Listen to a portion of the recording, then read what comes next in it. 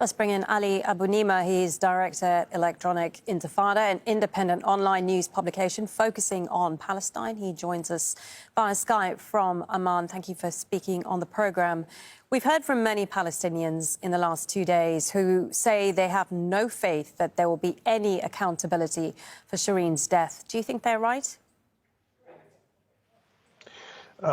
Sadly, I do, but let me just first offer my condolences to everyone at Al Jazeera for the loss of Shireen Abu Akleh. She was an icon and a model, not just for Palestinians and not just for Palestinian journalists, but for all journalists who take their profession seriously.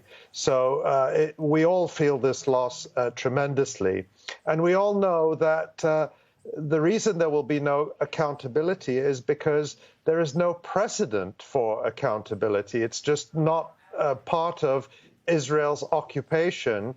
And it's also much wider than that. It's not just because Israel ensures impunity for its soldiers.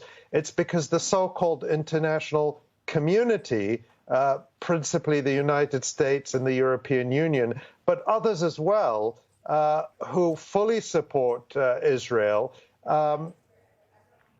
make sure that Israel is free of any consequences for its actions. And so I want to say that Shireen Abu Akleh's blood is just as much on the hands of the United States and the European Union and Great Britain and others, Canada as well, who stand in the way of accountability and arm and support the Israeli occupation that murdered Shireen Abu Akleh as it murders Palestinians almost daily. What message does it send to journalists and others if such a high-profile journalist is killed and no one is held accountable? Well, I think the message is that, you know, if Shireen Abu Akleh can be murdered in this brutal way in front of the world, then nobody is safe. But you know what? That message was already delivered by Israel. It's not even, it's in fact a year ago,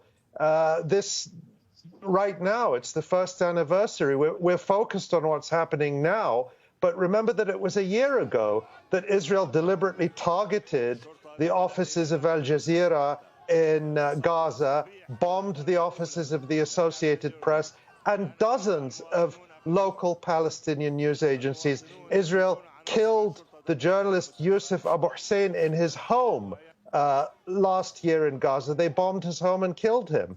And last month, the International Federation of Journalists submitted a complaint to the International Criminal Court alleging war crimes against journalists by Israeli occupation forces, citing the systematic targeting of Palestinian media workers who were killed or maimed by Israeli snipers while covering the Great March of Return demonstrations in Gaza.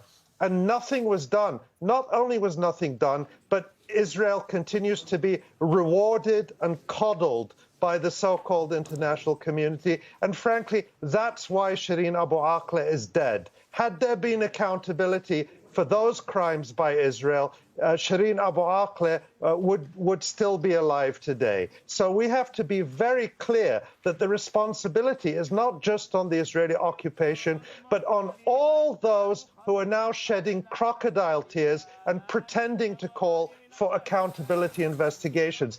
But we only need to look, you know, compare and contrast. Right now, the United States, the European Union, and Canada are sending huge teams of investigators and forensic experts to Ukraine to collect evidence which they say is going to be used for International Criminal Court investigations. But let's be clear, the US and the EU are not waiting for the results of any investigations in Ukraine. They've already decided in advance who is guilty, and then they, say, we'll go out and collect the evidence to prove the conclusions we've already decided in advance. But we have this perverse statement now from Ned Price, the State Department spokesperson, saying that Israel is fully capable of investigating the killing of Shireen Abu Akleh. Can you imagine the State Department and the Biden administration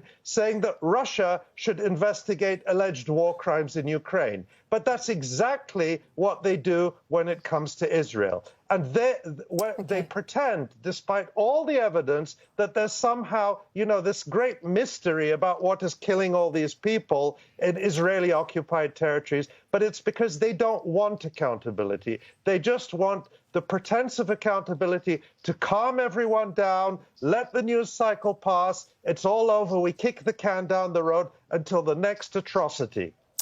Ali Abu Nima, Director, Electronic Intifada, an independent online news publication, speaking to us there from Amman. Thank you. Thank you.